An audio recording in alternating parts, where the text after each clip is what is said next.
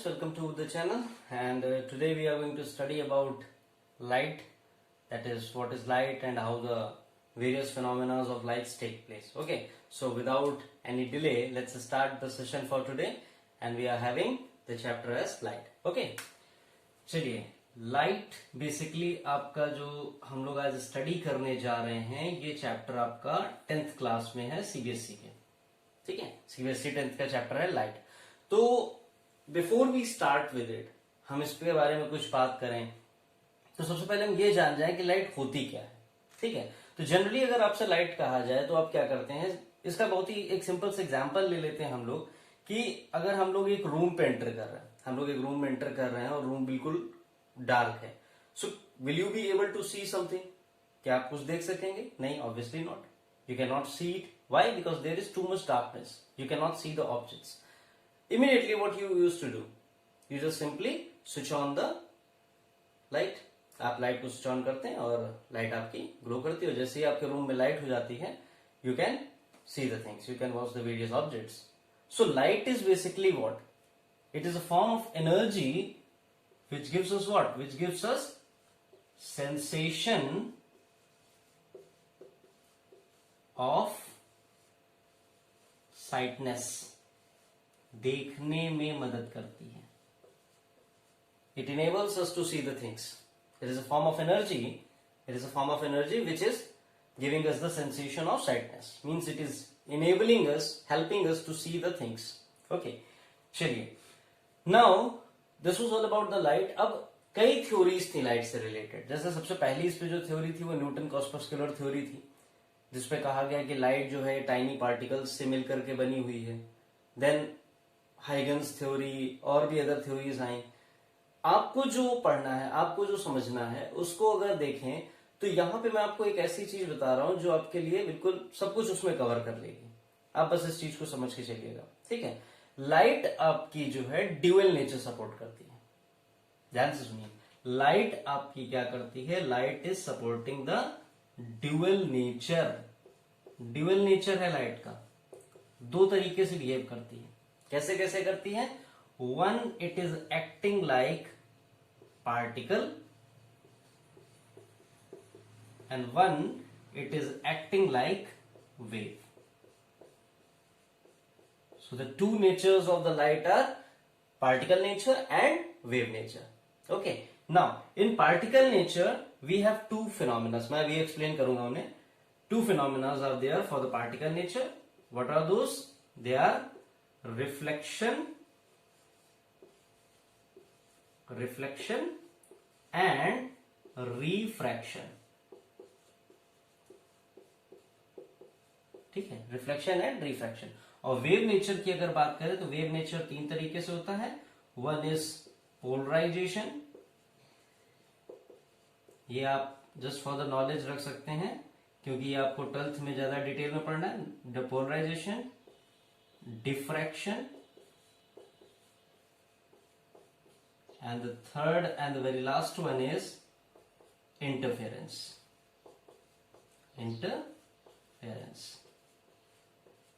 ठीक है, ये लाइट का ड्यूअल नेचर है. लाइट दो तरीके से बिहेव करती है. किसकी तरीके बिहेव करती है? लाइट आपकी पार्टिकल की तरीके बिहेव करती है और वेव की तरीके बिहेव करती है. पार्टिकल की तरीके जब लाइट बिहेव करती है तो उसके दो फिनोमिनास हैं, रिफ्लेक्शन और रिफ्रैक्शन. और वेव की तरीके जब बिहेव करती तो तीन फिनोमिना है. कौन से? Polarisation, diffraction and interference. ठीक है, चलिए अब यहां पर हम बात करते हैं ड्यूअल नेचर की. तो ड्यूअल नेचर के लिए कहा गया है कुछ फिनोमिना है जहां पे लाइट पार्टिकल की तरीके काम कर रही, कुछ फिनोमिना जहां पे वेव की तरीके काम कर रही. तो डिपेंडिंग अपॉन द यूजेस, ये कहां पर आप अप्लाई कर रहे हैं, एप्लीकेशन क्या है लाइट की, उसके अकॉर्डिंग लाइट का ये ड्यूअल नेचर क्लासिफाई किया जाता है. ठीक है, तो ये स्टेटमेंट बहुत ज्यादा उठाई जाती है कि a light is basically supporting the dual nature. A light comprises of dual nature which is particle and wave nature. Particle nature क्या कहता है? पार्टिकल नेचर कहता है that light is made up of, let me have the marker. Particle nature कहता है light is made up of tiny particles. Light आपकी क्या है? टाइनी पार्टिकल से मिलकर बनी, जो कि बेसिकली न्यूटन्स की कॉस्मोस्केलर थ्योरी पर बेस्ड था. लाइट आपकी क्या है? It is made up of what? It is made up of tiny particles. छोटे छोटे पार्टिकल्स से मिल करके लाइट बनी हुई है। ठीक है, ये आपका पार्टिकल नेचर था। वेव नेचर क्या कहता है? वेव नेचर कहता है कि light always travels in the form of wave, light wave के फॉर्म में चलती है। ठीक है, तो यहां से अगर इन दोनों बातों को हम सम अप करते हैं कि लाइट का वेव नेचर भी है, लाइट का पार्टिकल नेचर भी है, and light is supporting the dual nature, तो यहां पे एक जो एनालिसिस निकल के आती है वो ये होती है कि light is having dual nature and hence it is a kind of EM wave. ये कैसी वेव है? ये इलेक्ट्रोमैग्नेटिक वेव है। ठीक है, लाइट का ड्यूअल नेचर है और ये EM वेव एक तरीके की होती है। ठीक है, तो इतना आपको क्लियर है। ये प्रोसेस जो है पोलराइजेशन, डिफ्रैक्शन और इंटरफेरेंस, ये आपके सीबीएसई 12th में है, तो उसके लिए सीबीएसई 12th का लेक्चर आपको देखना पड़ेगा और उसमें आपको ये समझाया जाएगा। लेकिन चूंकि हम अभी सीबीएसई 10th की बात कर रहे हैं, तो 10th लेवल पे हमें रिफ्लेक्शन और रिफ्रैक्शन, ये दो प्रोसेस हमें समझने हैं। ठीक है, चलिए आगे हम बात करते हैं। Let's talk about the characteristics of the light. ठीक है, इतना आई होप आपको क्लियर हो गया होगा। Let's talk about the characteristics of the light, की लाइट की क्या क्या कैरेक्टरिस्टिक्स होती हैं। तो सबसे पहली कैरेक्टरिस्टिक जो लाइट की है, सबसे पहली कैरेक्टरिस्टिक अभी मैंने आपको बता दी, it is a EM wave. ठीक है, it is a EM wave, और EM वेव है तो it does not need any medium, it does not need medium to travel. Medium नहीं चाहिए होता है ट्रेवल करने के लिए, ये EM वेव की प्रॉपर्टी होती है। ठीक है, EM वेव आप डिटेल में फिर से अगेन 12th में ही पढ़ेंगे, सो आपको अभी इतना केवल याद रखना है। ठीक है, next is light is having, EM wave हम लोगों ने पकड़ लिया। लाइट का कैसा होता है? It is having a dual nature. अभी हमने बताया था आपको, ये बात मैंने अभी आपको क्लियर की कि इसका ड्यूअल नेचर होता है लाइट का। ठीक है, उसके बाद third one, speed of light. The speed of light is basically 2.98 something होती है, लेकिन उसे हम कन्वीनियंस के लिए we consider it as 3 × 10⁸ metre per second. ये आपकी क्या होती है? स्पीड ऑफ लाइट होती है। ठीक है, नेक्स्ट तीन प्रॉपर्टी आपको क्लियर हो गई होंगी आई होप। नेक्स्ट पे हम चलते हैं। नेक्स्ट प्रॉपर्टी है कि light is always rectilinear in motion. Light का जो मोशन है वो कैसा है? It is a rectilinear motion. अब इससे हम लोग समझते हैं कि ये क्या होता है।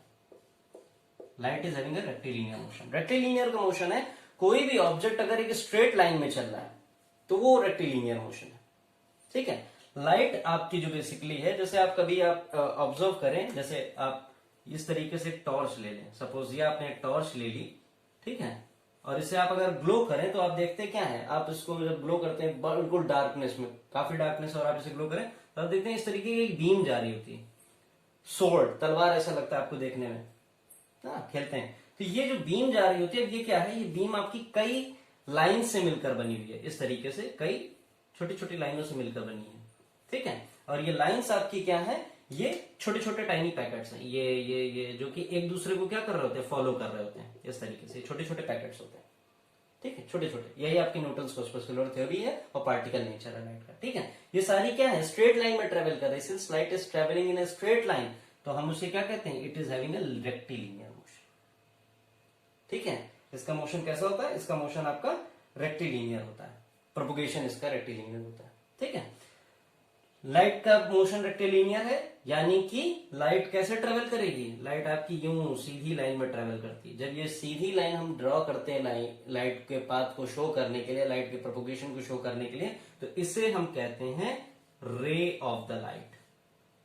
ठीक है, इसे हम क्या कहते हैं? We call it as ray of the light. इसे हम रे ऑफ द लाइट कहते हैं। ठीक है, ओके, चलिए इतना क्लियर है। Next let's talk about the next topic. Next topic क्या, इसी में लास्ट पॉइंट जो बचता है, रेक्टिलिनियर को ही थोड़ा सा फिल्टर कर लेते हैं।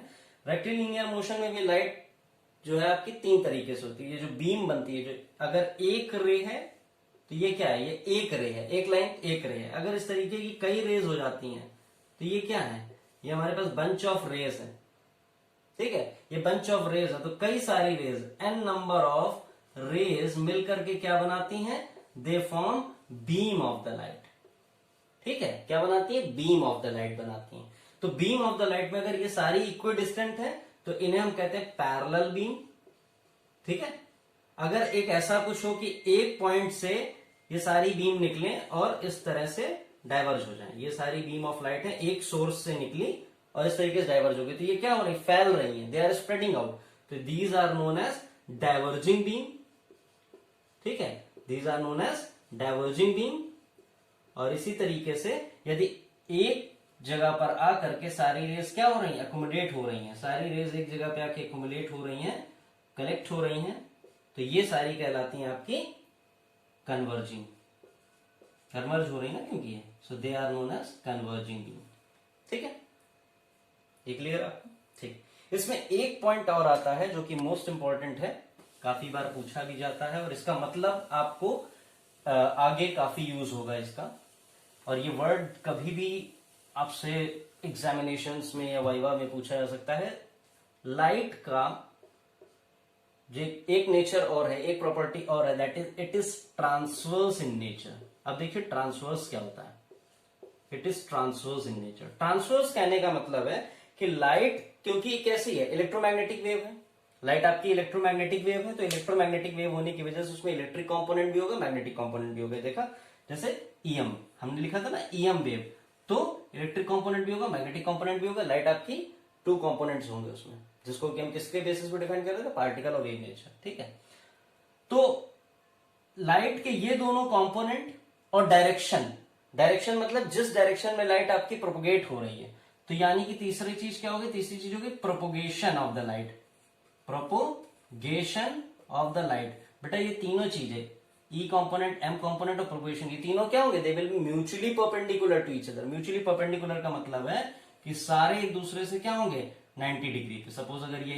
ई है, ये एम है और ये प्रोपोगेशन है, तो ये सब क्या होंगे, सब 90 डिग्री पे। ये देखिए, ये सारे 90 डिग्री पे हैं एक दूसरे से, इसे कहते हैं ट्रांसवर्स। तो कभी भी वर्ड आपका ट्रांसवर्स आ जाए तो ट्रांसवर्स का मतलब ये समझ लीजिए कि it is always mutually perpendicular to each other. ठीक है, चलिए ओके। तो अभी तक हम लोगों ने क्या पढ़ा, हम लोगों ने पढ़ा लाइट क्या होती है, किस तरीके की एनर्जी है, form of energy which gives us the sensation of sightness, enables us to see the things. 2 तरीके का नेचर होता है, ड्यूअल नेचर और पार्टिकल नेचर। बिल्कुल सही बात है कि पहले क्या होता था, कभी हम उसे कहते थे कि ड्यूअल है, कभी कहते थे कि कभी हम कहते थे पार्टिकल नेचर को फॉलो करती, कभी कहते थे वेव नेचर फॉलो करती। फिर जो मॉडर्न थ्योरी थी उसने क्या किया, उसने दोनों बातों को अकोमोडेट किया। उन्होंने कहा कि हाँ ये ड्यूअल नेचर है, मतलब पार्टिकल को भी फॉलो करती है, वेव को भी फॉलो करती है। उसके बाद हमने उसकी कैरेक्टरिस्टिक्स पढ़ी। ठीक है, अब इस पे अब हमारा मेन जो शुरू होता है वो है सबसे पहला फेनोमेना जो कि सपोर्ट करता है कि लाइट हमारी जो है वो कैसी है, it is of particle nature. तो पार्टिकल नेचर में हमने लाइट का पहला फेनोमेना जो आपसे डिस्कस किया था वो क्या था, it was reflection of the light. ठीक है, it was reflection of the light. अब देखिए रिफ्लेक्शन ऑफ द लाइट होता क्या है। ठीक है, रिफ्लेक्शन ऑफ द लाइट को समझने के लिए मैं आपको एक डेमो दिखाना चाहता हूं। ठीक है, चलिए देखिए। सपोज ये मेरे पास एक कार्डबोर्ड है, ठीक है, और ये मेरे पास एक बॉल है। सो अगर मैं इस कार्डबोर्ड को ऐसे रखूं और इस बॉल को मैं ऐसे थ्रो करूं, ठीक है, मैंने इस बॉल को इस पे थ्रो किया, तो क्या होगा, ये बॉल टकराने के बाद क्या होगी, वापस आएगी। ऑब्वियस सी बात है। When I'm throwing this ball is going and striking the surface of the board and it is bouncing back. Right? Yes or no? It is bouncing back. Similarly, what happens when a light is traveling? When a light is traveling like this, suppose this is the light ray. अभी मैंने बताया ना ray, ये light रे है, और अगर बीच में कहीं पे ये जो इसका पाथ है, इसके बीच में कहीं हम एक कोई सरफेस अगर रख देते हैं, ठीक है, कोई एक सरफेस रख देते हैं, तो क्या होगा, ये लाइट रे आपकी क्या होगी, this will get reflected back. इसका रूट क्या होता है, जस्ट टकरा करके वापस। लेकिन यहां पर 3 चीजें होती है, मैं आपको बताऊं क्या होता है। जब भी कभी भी कोई भी लाइट रे किसी भी सरफेस को स्ट्राइक करती है, तो some part get absorbed and some part got reflected, जैसा कि आप देख रहे हैं जो दूसरी बीम बनी हुई है। ठीक है, बहुत ही माइन्यूट पार्ट आपका जो है वो एब्जॉर्ब किया जाता है, इसलिए हम उसे कंसीडर नहीं करते, we simply neglect it. It's like taking 1 glass of water from the ocean, उस तरीके से, तो उसे हम नेग्लेक्ट कर देते हैं। And we only consider about the reflected part, यानी कि ये वाला। ठीक है, तो जैसे बॉल को हम हिट कर रहे थे तो बॉल स्ट्राइक कर रहे थे, तो बॉल को हम हिट कर रहे थे सरफेस पे, तो सरफेस से टकराने के बाद बॉल वापस आ रही थी, वैसे ही लाइट के केस में means it is the reflection of the light, reflect होती है, बाउंस बैक होती है, मतलब लाइट आपकी आएगी और टकरा करके बाउंस बैक होगी, वापस हो जाएगी। ठीक है, कहां वापस होती है? सपोज ये इस जगह से आ रही थी, ये जो बाउंड्री है, इस बाउंड्री के इस तरफ पूरा एयर है और इस तरफ कोई और मीडियम है, let's say medium two is there. So light जिस जगह से आ रही है उसी जगह वापस जा रही है, जिस मीडियम से, यानी कि एयर से आ रही तो एयर पे ही वापस जा रही है, यानी कि इन reflection light gets bounce back. It is what? It is the bouncing back of light. It is bouncing back of light in same medium. Same medium में लाइट का बाउंस बैक करना क्या कहलाता है? रिफ्लेक्शन कहलाता है। ठीक है, अब रिफ्लेक्शन के आपके दो लॉज हैं। क्या लॉज हैं? चलिए इनको भी समझ लेते हैं, ये भी इंपॉर्टेंट है। They are asked many number of times in the exam. The laws of reflection, the first law क्या कहता है? हम इसको बेसिकली एक प्लेन मिरर के टर्म में समझते हैं, एक प्लेन मिरर के टर्म में हम इसे समझते हैं। प्लेन मिरर आपका क्या होता है मैं आपको बता दूं, आपके घर का जो शीशा होता है that is acting like a plane mirror, यानी कि एक प्लेन सरफेस होती है इस तरीके से, जिसका एक पार्ट क्या होता है? रिफ्लेक्टिंग सरफेस होती है और एक पार्ट आपका पॉलिश्ड सरफेस होती है, ये पॉलिश्ड सरफेस होती है। ठीक है, ये आपकी पॉलिश सरफेस है और दूसरी सरफेस कैसी है? स्मूथ रिफ्लेक्टिंग सरफेस है। ठीक है, अब देखिए यहां पे आपकी रे क्या होगी? सपोज ये रे आपकी क्या थी? ये रे आपकी इंसिडेंट थी, यूं। ठीक है, इस सरफेस से हम लोग क्या करें? एक नॉर्मल रे बना लें। इस सरफेस से हम एक नॉर्मल इस तरीके से ड्रॉ कर लेते हैं, यूं। ठीक है, तो ये रे आपकी इस तरीके से आ रही, तो ऑब्वियस सी बात है रिफ्लेक्शन का फिनोमेना होगा, तो क्या होगा? ये रे आपकी बाउंस बैक कर जाएगी इस तरीके से। ठीक है, ये जो रे इंसिडेंट है, ये जो गिर रही है मिरर पे, ठीक है, ये जो प्लेन मिरर पे रे गिर रही है, मान लीजिए प्लेन मिरर का नाम हम रख देते हैं MN, ओके, और ये पॉइंट हम ले लेते हैं O। तो ये आपकी जो रे है AO, ये AO क्या है? This AO is your incident ray. इसे हम क्या कहते हैं? इंसिडेंट रे कहते हैं। ठीक है, ये जो रे है ओके, ठीक है, ओके क्या है? It is a ray which is normal to the surface, so इसे हम क्या कहते हैं? This is known as normal ray, this is normal ray. And this ray that is OZ, OZ हम इसे ले लें अगर, तो ओजेड क्या है? OZ is our reflected ray. ठीक है, क्यों? क्योंकि रिफ्लेक्ट हुई है ना, सरफेस से टकराने के बाद गई है उधर, इट इज रिफ्लेक्टेड रे। ठीक है, तो पहला लॉ जो है रिफ्लेक्शन का वो ये कहता है कि इंसिडेंट रे यानी AO, normal ray that is okay, and reflected ray that is OZ, these three will lie in the same plane। Same plane मतलब MN पे ही, देखिए सारी MN पे ही गिर रही है। पहला लॉ, दिस रे, incident ray, normal ray, refracted ray will all lie in the same plane. This is the first law. What is the second law? Second law says that this angle, ये angle आपका किसके किसके बीच में है? Incident ray और normal रे के बीच में, तो ये एंगल आपका कहलाता है एंगल I। एंगल I का मतलब इंसिडेंस एंगल कहलाता है। सो लेट्स से इसे हम I कह देते हैं, and this angle is your angle R। क्यों? क्योंकि ये आपका बनता है नॉर्मल और रिफ्लेक्टेड रे के बीच में, तो इसे हम कहते हैं एंगल R। ठीक है, सेकेंड लॉ ऑफ रिफ्लेक्शन बेटा कहता है कि this angle I will always be equal to angle R, यानी कि angle of incidence will always be equal to the angle of reflection. ठीक है, ये आपके क्या है? दो लॉज ऑफ रिफ्लेक्शन होते हैं। अब यहां पर एक स्पेशल केस भी अराइज होता है, वो क्या है कि अगर मान लीजिए हम एक प्लेन मिरर ले लेते हैं, यूं, ये हमने क्या किया? ये एक स्पेशल केस है, ये हमने एक प्लेन मिरर ले लिया, नाम रख देते हैं MN। ठीक है, और ये आपकी क्या हो गई? ये आपकी नॉर्मल रे हो गई।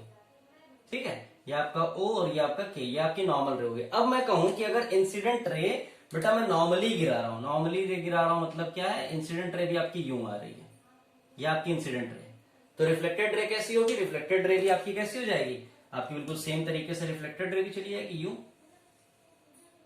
यानी कि यहां पर एंगल ऑफ इंसिडेंस और एंगल ऑफ रिफ्लेक्शन कितना होता है, नॉर्मल रे के साथ कितना एंगल बना रहे हैं, normal ray, incident ray and reflected ray all are lying over each other, सबकी सब क्या है, एक दूसरे के ऊपर लाई कर रहे हैं, दे आर कोइंसाइडिंग। जब कोइंसाइड कर रही हैं तो क्या होगा, सब एक दूसरे के ऊपर लाई कर रहे हैं, तो इनके बीच का एंगल कितना होगा, angle I will be equals to 0, angle R will be equals to 0, hence laws of reflection is followed. यहाँ पे गड़बड़ क्या होती है, ज्यादातर स्टूडेंट्स क्या गड़बड़ कर देते हैं कि वो इसे 90 कंसिडर करने लगते हैं, लेकिन 90 बेटा आप कंसिडर कर रहे हो तो किसके बीच का कर रहे हो, रे और मिरर सरफेस के बीच का कर रहे हो ना, जो कि नहीं करना है। हमें किसके बीच का लेना है, angle I angle of incident ray और नॉर्मल रे के बीच का एंगल है, और एंगल आर आपका नॉर्मल रे और रिफ्लेक्टेड रे के बीच का एंगल है। सो अगर उसके हिसाब से देखें तो यहाँ पे आई एंड आर विल बी 0। ठीक है, आई होप ये आपको क्लियर हो गया होगा। ठीक है, अब यहां पे हमें 2 टर्म पढ़ने हैं, 2 कंसेप्ट इंट्रोड्यूस होते हैं आपके, कभी कभी ये पूछ लिए जाते हैं और आपको पता भी होना चाहिए, रिफ्लेक्शन ऑफ लाइट में 2 कंसेप्ट आ जाते हैं। एक आपका आ जाता है रेगुलर एंड इर्रेगुलर रिफ्लेक्शन का। ठीक है, रेगुलर एंड इर्रेगुलर रिफ्लेक्शन का।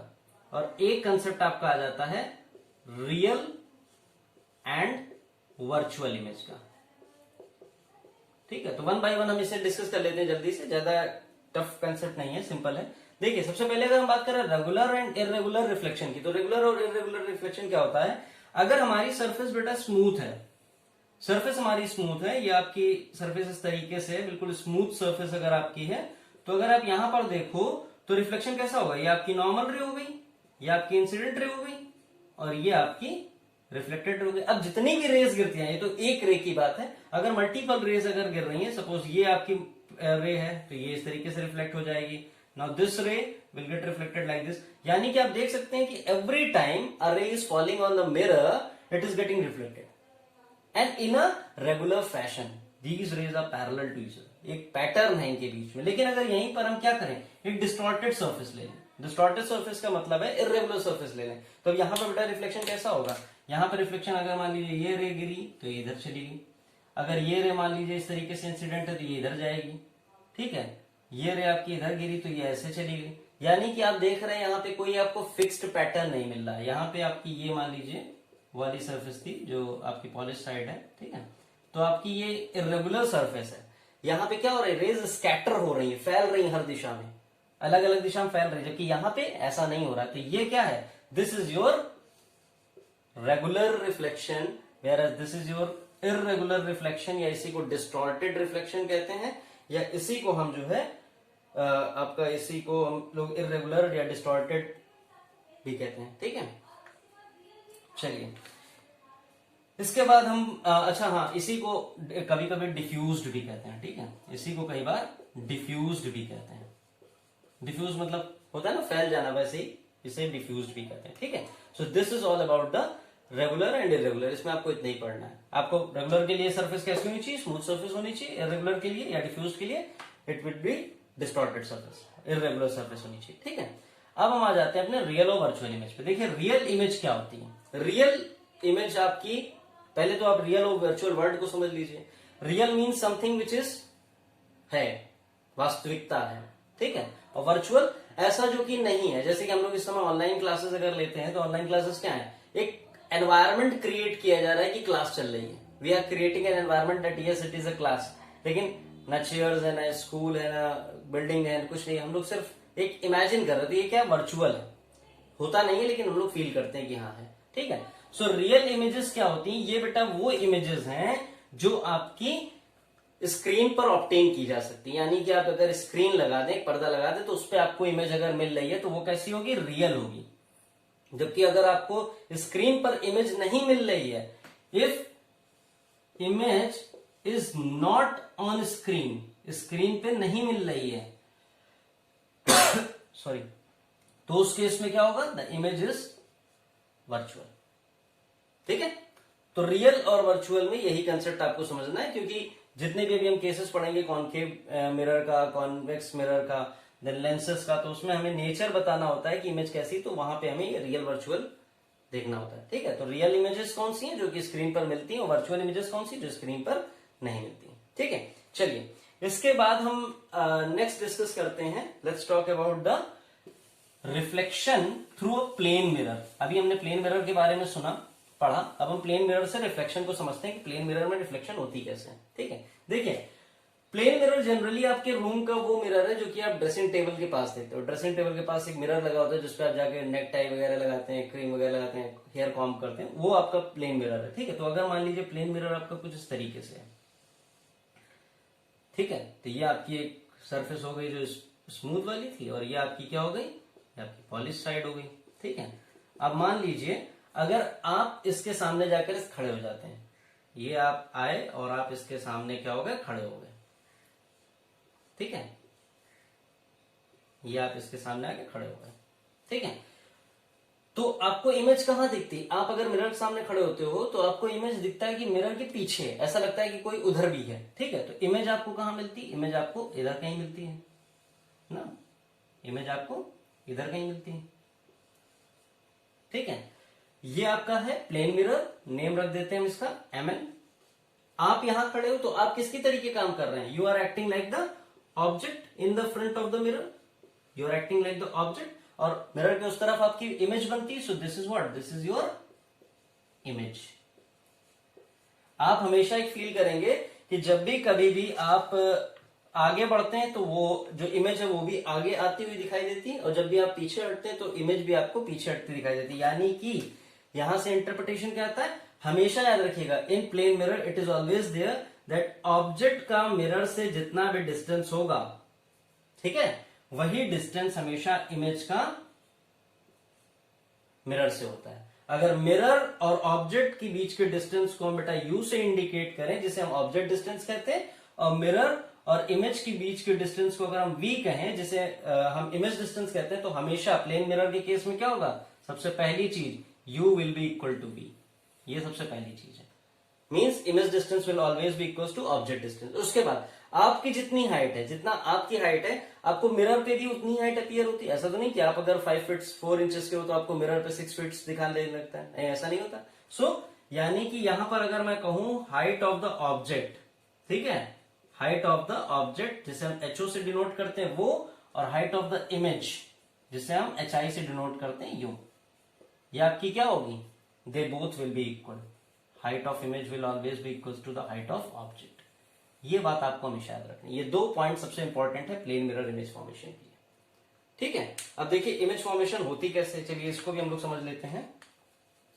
ये क्लियर है, ठीक है, चलिए इसको भी हम लोग समझ लेते हैं कि प्लेन मिरर में इमेज फॉर्मेशन होती कैसे। मिरर हम अपना बना रहने देते हैं। ठीक है, देखिए अगर मैं इस मिरर से यहां पर कोई एक ऑब्जेक्ट रख दूं, लेट्स से मैंने क्या किया, पेंसिल रख दी इस तरीके से, सपोज ये पेंसिल मैंने रख दी इस तरीके से। ठीक है, सो अब हम कहां से ऑब्जेक्ट देखेंगे, आई हमारी क्या है, आई हमारी मान लीजिए इधर पे है। ठीक है, तो इंसिडेंट रे जो होगी इस प्लेन मिरर पे वो कहां से गिरेगी, वो तो हमारी आई से ही आएगी, आई से आएगी। तो मान लीजिए हमारी जो रे है वो कैसे है, एक रे हमारी आई से यूं आ रही है, और दूसरी रे हमारी आई से कुछ किस तरीके से, यूं आ रही है। ठीक है, ये हमारी पहली रे, ये हमारी दूसरी रे। प्लेन मिरर है, इंसिडेंट रे क्या होगी, रिफ्लेक्ट होगी, रिफ्लेक्ट होके कैसे जाएगी, ये आपकी रिफ्लेक्ट हुई, ये आपकी रिफ्लेक्ट हुई, इस तरीके से आ गई। ठीक है, और ये आपकी इमेज रिफ्लेक्ट, ये आपकी रे रिफ्लेक्ट हुई, ये आपकी, थोड़ा सा रिफ्लेक्शन गलत हो गया है, 1 मिनट। ठीक है, 1 मिनट बस। अगर ये रे आपकी रिफ्लेक्ट हुई तो सपोज ये आपका लॉस ऑफ रिफ्लेक्शन से ये रे इधर आ गई, और ये आपकी रिफ्लेक्ट होगी तो this will be somehow here. जहां पर ये रेज मिलती हैं वहां पर हमें क्या मिलता है, हमें ऑब्जेक्ट मिल जाएगा। ठीक है, वहां पर हमें इमेज मिलनी चाहिए, लेकिन ऐसा होता नहीं। क्यों, क्योंकि इमेज स्क्रीन पर नहीं ऑब्टेन हो रही है। अब यहां पर रेज अगर मिल रही तो हमें इमेज कहां मिलनी चाहिए, यही मिलनी चाहिए। ठीक है, लेकिन हम क्या करेंगे, अब हम इमेज को देखने के लिए, तो ऑब्जेक्ट ही मिल गया ना वापस हमें, ये क्या हमारा, ये तो हमारा ऑब्जेक्ट है, दिस इज अवर ऑब्जेक्ट। तो अब हमें इमेज कैसे मिलेगी? इमेज के लिए हमें क्या करना पड़ता है, इन रेज को थोड़ा सा पीछे की तरफ प्रोड्यूस करना पड़ेगा। ठीक है, इन रेज को हम थोड़ा सा पीछे की तरफ प्रोड्यूस करते हैं। जहां पे भी ये रेज मिलेगी तो आप देख रहे हैं इधर ही मिल रही, तो आपको यहाँ पे कैसे मिलेगा, ये आपकी क्या बन जाएगी, ये आपकी पेंसिल की इमेज आपको मिल जाएगी। ठीक है, अगेन सेम थिंग, ये आपकी क्या होगी, this is your image, this is your image. So if you see u must be equal to v, ऐसा हो रहा है, यस, u और v दोनों बराबर है। Height of image must be equal to height of object, yes, height of image is always equal to height of object. यहाँ पे बोर्ड में भले ना दिख रहा हो, लेकिन जब आप रे डायग्राम बनाएंगे तो आपको दिखेगा, विजिबल रहेगा। ठीक है, so this is how the image formation takes place in the plane mirror. तो मैंने आपको बताया कि अगर कैरेक्टरिस्टिक्स पूछी जाती है कि प्लेन मिरर में जो इमेज फॉर्म होती है उसकी कैरेक्टरिस्टिक्स क्या है, तो you will tell that u must be equals to v and height of image must be equals to the height of object. ये दो सबसे इंपॉर्टेंट कैरेक्टरिस्टिक्स हैं किसी भी मिरर की। ठीक है, उसके अलावा एक यहाँ पे और स्पेशल चीज होती है प्लेन मिरर केस में, जिसे हम कहते हैं, एक ये स्पेशल प्रॉपर्टी है जिसे हम कहते हैं लेटरल इन्वर्जन। क्या बोलते हैं, we call it lateral inversion. Lateral inversion का मतलब, अगर आप मिरर के सामने खड़े हो जाइए और आप अपना लेफ्ट हैंड रेज करिए, सो मिरर में जो इमेज बनेगी उसका राइट हैंड रेज होता है, और जब आप राइट करते हैं तो उधर लेफ्ट होता है। Means left appears right, left appears right and right appears left. This is what lateral inversion. इसका यूज कहां करते हैं, आप देखते हैं एम्बुलेंस में हमेशा आगे की तरफ उल्टा एम्बुलेंस लिखा होता है। वो इसलिए कि जब भी आप कभी भी रियर व्यू मिरर से देखेंगे तो आपको एम्बुलेंस सीधा नजर आएगा, और उसको पढ़ने के बाद जो भी ड्राइवर है आगे वाले व्हीकल का, वो समझ जाएगा कि there is some casualty in it और may be some patient in it who needs immediate treatment. So वो उसको एम्बुलेंस को वे प्रोवाइड कर देगा, so that it can reach on time and somebody's life can be saved. ठीक है, this is what lateral inversion is all about. ठीक है, चलिए अब इसमें एक और स्पेशल केस पढ़ते हैं। इसमें एक और स्पेशल केस हम लोग पढ़ते हैं थोड़ा सा, वो भी जरूरी है। ठीक है, प्लेन मिरर के यूजेस मैं आपको नहीं बता रहा हूं, क्योंकि यूजेस तो आप इजीली पढ़ लेंगे ये कहाँ होते हैं। अभी मैंने बताया आपको ड्रेसिंग टेबल में हम लोग यूज करते हैं।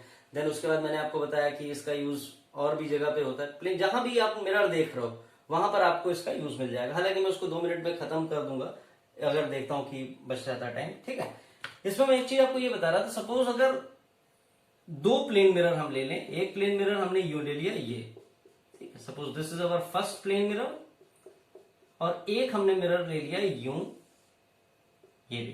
ठीक है, these are 2 plane mirrors MN and XZ।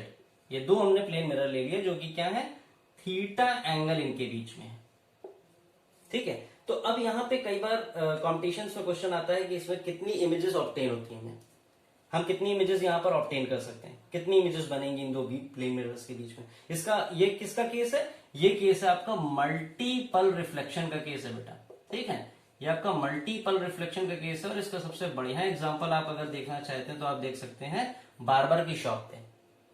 Barber की शॉप पे क्या होता है, आगे मिरर होता है, पीछे मिरर होता है। आप जब बैठ करके अपने हेयर कट ले रहे होते हैं तो आप देखते हैं बहुत सारे लोग एक साथ आपके जैसे हेयर कट ले रहे हैं ना, अपीयर होता है बहुत सारे लोग एक साथ बाल कटवा रहे हैं। बहुत लंबी दुकानें, इनफाइनाइट इमेजेस बनती है जब उनके बीच में बिल्कुल प्लेन है, मतलब एक इस तरीके से मिरर लगा है और एक इस तरीके से मिरर लगा है, इनके बीच में इनफाइनाइट इमेजेस बनती हैं। तो वही कंसेप्ट है कि अगर इनके बीच का एंगल हम थीटा कर दें, 180 ना करके थीटा कर दें, तो फिर इनके बीच में कितनी इमेजेस बनेंगी। तो इसके लिए आप एक फॉर्मूला याद रखिए हमेशा कि suppose n is the number of image, then number of images will be given by 360 degree upon theta minus 1।